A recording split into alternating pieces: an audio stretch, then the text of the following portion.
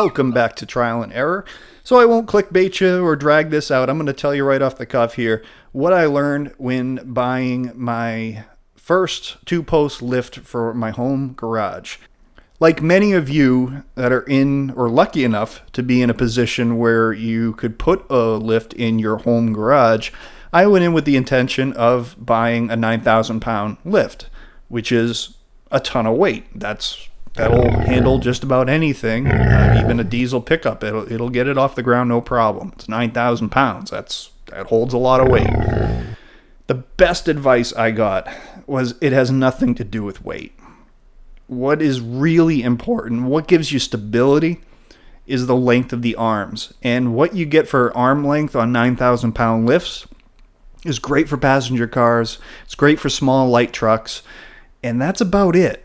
If you're going to lift full-size pickups, especially today's full-size pickups with crew cabs, 4 doors, these things are long trucks. And although a 9,000 pound lift will comfortably handle the weight, it will not comfortably handle the length. So you put one of those trucks in a 9,000 pound lift and you're going to have 6-7 feet of unsupported weight in the front and another 6 or 7 feet of unsupported weight in the back, behind and in front of those lift arms, and that does not make for a stable lift. Yes, it'll get it off the ground, but no, you're really not going to be 100% comfortable standing under it. And if you're wrenching on it, it's going to move on you, and that's just not a comfortable feeling. So if you're making this investment, I strongly encourage you to do what I did and pick up an 11,000 pound lift. It is going to give you peace of mind, and you're going to be able to lift anything, including Rosie O'Donnell, if you need to. Unfortunately, I did not video this process, but you can see we used an excavator to get the columns into the garage, and then we used a combination of the excavator and my Kubota to get them stood up vertically and in place. Once they're up, you can shimmy them around very easily, and that's really the hardest physical part of the process, so luckily we had some tools to do that. But if you have a couple of pretty decent sized guys, you can stand them up your own without the need of heavy equipment. But I like to think smarter, not harder. We have the toys, so why not use them? So we did that to get them stood up, and then the rest, well, I'll walk you through the assembly. Man, you know it's serious when even I have the manual out. This is one of those things that having a pile of extra parts left over was not something I wanted to run into. So as you can see, the arms are laying right there, and the fronts collapse in 3 different sections. The backs are in 2 sections, and no joke, those things have to weigh 80-90 pounds a piece. Once I got the post sitting about where I wanted, I put the upper cross member in and attached the safety shutoff switch. Here's another one of the advantages to an 11,000 pound and up lift that you don't get in the smaller ones. And I really like this because for me, less moving parts is always a good thing. This is a 6-foot tall piston. There is no linkage there. There's no chain. There is nothing. So all movement is done in the piston itself. There's nothing else to lubricate or maintain. All of the lift is done in that piston. Well, that piston and the one on the other side, of course.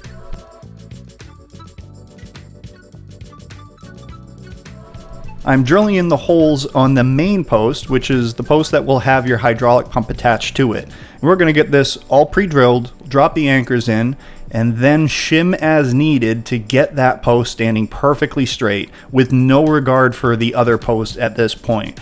Once we have this post exactly where it needs to be and straight in all directions, only then will we go over to the second post and begin drilling those.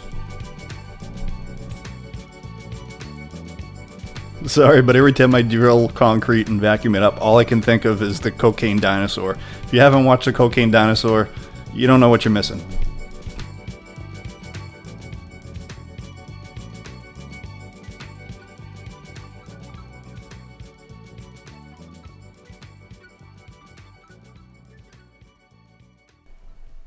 Blowing out your hole makes a mess, but you really need to get that dust out of those holes anytime you're using concrete anchors, because the dust left behind from the drilling will actually work almost like a lubricant and will prevent it from really being able to grab in and make a firm connection with the concrete.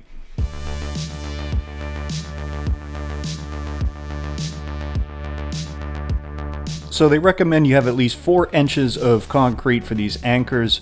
In this area, I actually went a little heavier than needed. I went between 6 and 8 inches. So I've got plenty of meat there. The anchors themselves, you want to get them down as far as possible so you can see them hammering them in and then backing that nut all the way off, right till about flush with the head of the bolt, and then hammering it down again to get it as low as possible, because I want to dunk the butt of that anchor as far down into that concrete as I can. Despite the torque wrench, I'm really just getting these things snugged down so that we can get a good idea of what we need to do for shimming to get the tower itself straight. And the only way to do that is if you crank these guys down and at least snug it up against the floor. That'll quickly reveal where you need to shim. These are brand new floors, so they're poured really level, but even with that, you definitely have some shimming to do, and it does take some time, but just take your time and get it right. Shim one direction first, either in and out or front to back, and then once you have that straight, you move on to the next one, and you keep snugging it and going back and tightening it up and going it back, and that'll affect the other result. So it's a little tedious, but the first post seemed to me at least to be the worst. Once I had that done, the second post went in really nice.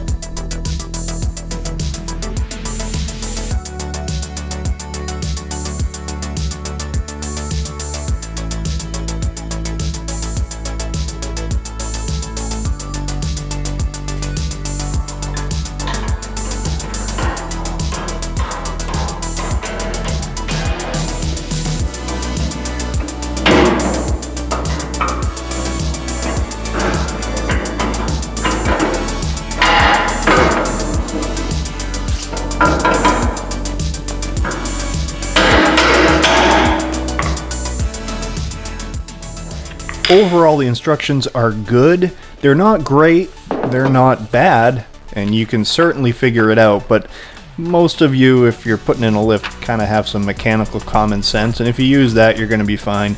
The equalization cables can be a little bit tricky, but they are in there with a picture, which is my favorite kind of instruction. I can follow just about any picture. And like I said, they're not bad, but you take your time. It will make sense if you stare at it long enough. This brings me to another feature, kind of a must-have feature for me, is central locking. So these are the safety locks that you engage after you get your, load in whatever position you want it in. And it only has one lever that you need to pull on the main post to bring that all down. So you don't have to walk to both sides to manually unlock each one. Very easy system. Cable, as you see here, a cable system, but it ties into the main side and allows you very easy operating. Now I needed to attach the assembled carriages up to the piston, and altogether I'd say they probably weigh about 300 pounds. You could either strap it up or, again, like do what I do, take the easy way out and just use my tractor and lift them up so that I can get the piston through and bolt it in.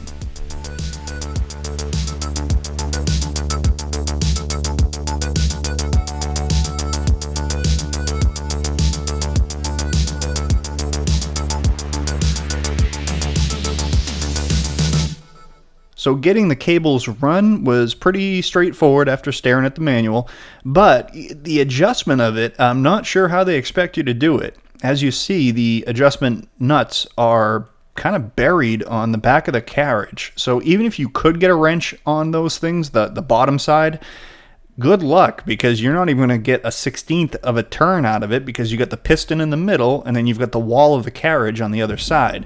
So I decided to break out the old welder and make myself up a custom socket extension so that I could tighten it from the bottom. And just what I did was take a piece of metal, measured it out as for the height that I needed to go all the way up the body of the carriage, and then I could just sit there with a wrench at the bottom and tighten it up from there. Worked out perfect.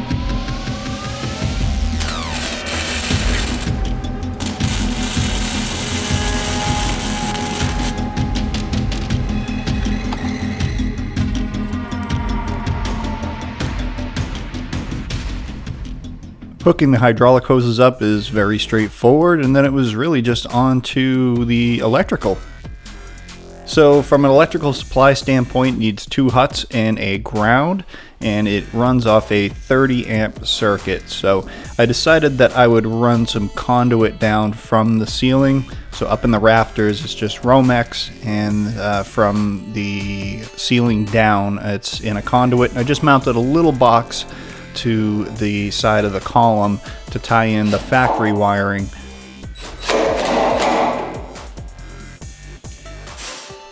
In regards to the fluid, you need just a very basic hydraulic fluid, nothing with any detergents, no ATF, automatic transmission fluid, or anything like that. You want to keep it simple and lightweight. I ended up getting 5 gallons worth, and I used about 2.5, and the half is probably on the floor of my garage because my funnel just wasn't playing nice. Not to mention it's hard to carry 5 gallons up a ladder, but neither here nor there. 2.5 gallons left over or so will let me do an oil change down the road. And here we are at the moment of truth. It was really easy for it. It primed itself right away. Picked the fluid up, started pumping it in, and I cycled the lift maybe 3 or 4 times to get the air out before I bothered to put a load on it. Without a load on it and with air in the lines, don't be too worried. The lift's gonna not want to go all the way down. With that said, you also want to make sure that you've greased the inside, all 4 inside corners of the posts on both posts. They have some grease from the factory, but not much. It's a very light coating. You want to get in there with some real heavy duty grease and make sure that those are well greased before you even bother getting the air out. But even with that, when there's air in the system, it kind of likes to shimmy as the air is absorbing the pressure of the hydraulic fluid that it's trying to let out. So until you get all that air out, it's not going to come down on its own very easily.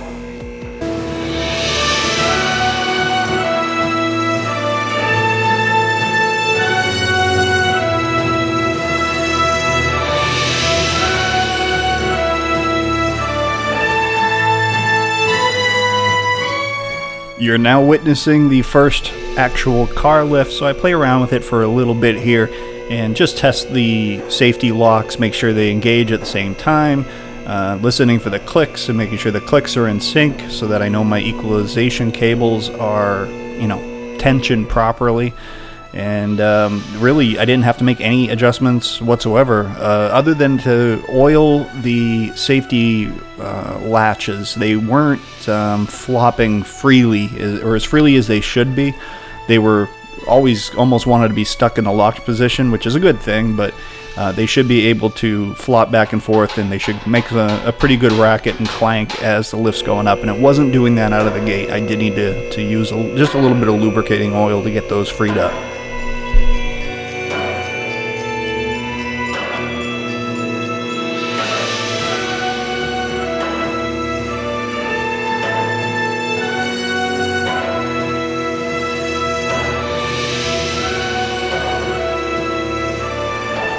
So like any other good DIY guy, once I got my little project done, I walked around the garage for the next 40 hours staring at it and just thinking how cool it is that I actually have this sitting in my garage right now. And then also getting to check out the car I just purchased a couple weeks back, which I really haven't even played with yet. But getting that up on the rack was nice to be able to get under there and see what I had purchased.